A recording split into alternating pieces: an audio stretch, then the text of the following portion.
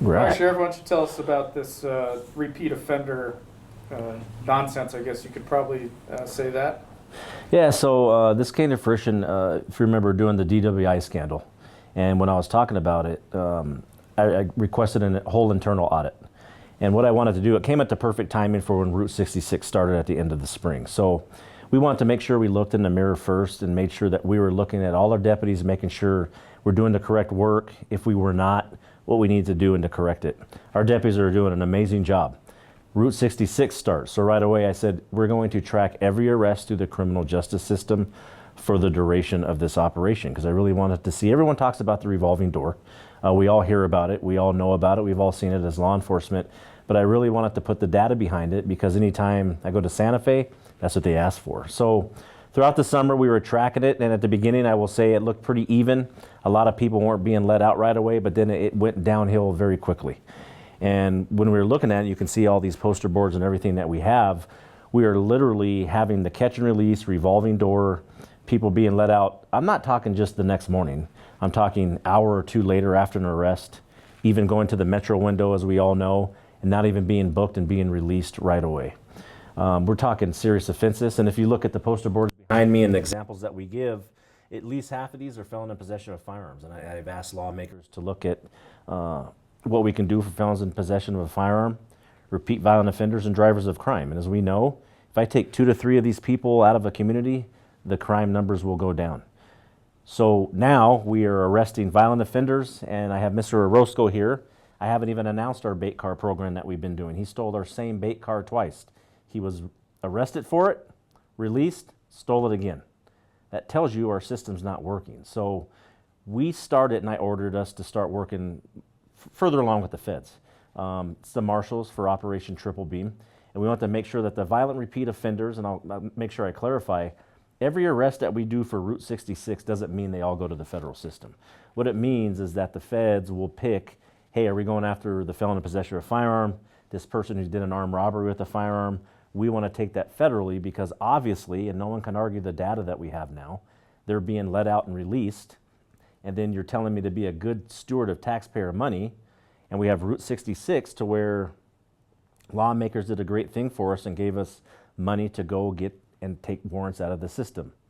Well, now, as you saw in the stat sheet, I am now paying deputies overtime to go rearrest the same person. We have up to 50 for the same crime, and we know repeat violent offenders will start progressively getting worse. So you're meaning to tell me now I have to use taxpayer money to go arrest what our deputies already did, and we're arresting for a more serious crime, and then we're seeing them victimize our community over and over again.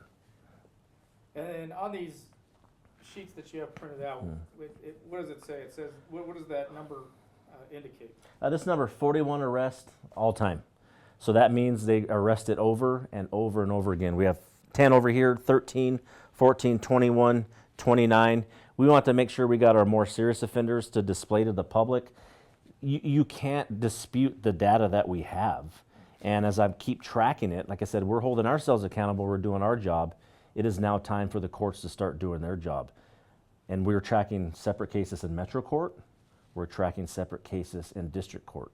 And look, let me clarify this. I'm pointing the finger, but at the same time I'm not. I'm letting you know where the break in the system is. It's a system. Law enforcement, we're doing our job, guys are writing long reports, they're staying up late. They're coming to me emotional. This is BCSO. I talk to APD people. I've trained plenty of people at Albuquerque Police Department. I talk to people from state police, people from all over New Mexico from different agencies, and they're saying, hey, John, are we really making a difference? They get emotional about it. Cops take pride in law enforcement and what they do every day to take criminals and then violent repeat offenders off the streets, and then they're literally released. And we've done reports now, not since I've been in the seat, the last decade, we've heard about this revolving door. Well, now I have the data to prove it. It's literally a catch and release system. We can't do this anymore. We're failing. So how do we move forward? What are the solutions? Everyone's going to talk about laws. That's why I moved over to Operation Triple Beam. We're still with Route 66. It's just the feds take the case they want or that we suggest for them to take to make sure that we are making sure people are held accountable.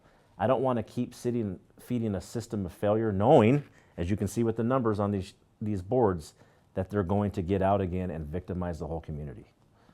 What kind of game happens in the court system? I mean, you guys do the work, you do the reports and all that, but what happens over across the street? You know, across the street, a lot goes on. I'm not a judge. I can't tell you everything that goes on. I'm not going to name judges and point them out because we do know that when you bind and bound over to district court, things change. So a Metro Court judge can see it and they don't know what exactly case it is. They dismiss it for whatever reason. The games that we're starting to see that's been going on for years is I went over there myself and sat in court for 2.5 hours and watched it. I did this when I was a homicide detective. But in Metro Court specifically, I watched a case come up. They look at the docket, see that my deputy's in another courtroom. They delay the case for another hour. Fine. It comes back, he's in another courtroom. They dismiss the case. If you know that my deputy is in the courthouse, it is time for you to fix your system to say, hey, we need to wait for this case or call the deputy over for a more important case to make sure it's not dismissed. This person gets out and they go back out and do the same thing. So all of the shenanigans basically that we've done for years that I've seen at Metro Court, they need to come up with a much better system to fix it. And that comes with us working with the district attorney's office, making sure deputies, victims, people of that nature are getting subpoenaed to court. We need to make sure where the failures are. We called ourselves out and looked in the mirror. It's time for the courts to do the same. What are some highlights? I know that, you know, the negative of getting these guys, re-arresting them over and over, but what are some highlights that you can highlight of this Operation 66 and Triple Beam that have taken violent offenders off the street? You know, we've identified the drivers of crime. We know in the Southeast, everyone can call it the International District, the war zone, whatever you want to call it, whatever you feel comfortable with. We know what the crimes are there, and they're serious. And it's most of the time drug trafficking and then felon in possession of a firearm or gun crimes. We also know that we have homeless and housed, whatever you feel comfortable in calling folks that really don't care. We know that the drivers of crime are in that community and preying on the most vulnerable. We know that fentanyl and narcotics and the homicides that we see in that area is related and it's tied in together. And it's with also auto theft. I told you in auto theft, you're gonna see violent crimes, you're gonna see gun crimes, you're gonna see narcotics. If you look at Mr. Orozco's case, and I've been looking at other cases other than him, it seems to me that the courts, I don't know if they just don't care about auto theft or it's not a high enough crime. I'm telling you what the nexus of crime is and what they're doing with auto theft and what the driver is, but we keep letting them out and they're doing it all over again. It's just a repeat offense ourselves of the courts letting them out. Our deputy's going to rearrest the same person. Also, all of these, everybody highlighted here, this specifically is just the arrests we've had of them under Operation Route 66. So each one of these has multiple arrests under this operation just since the first of the year.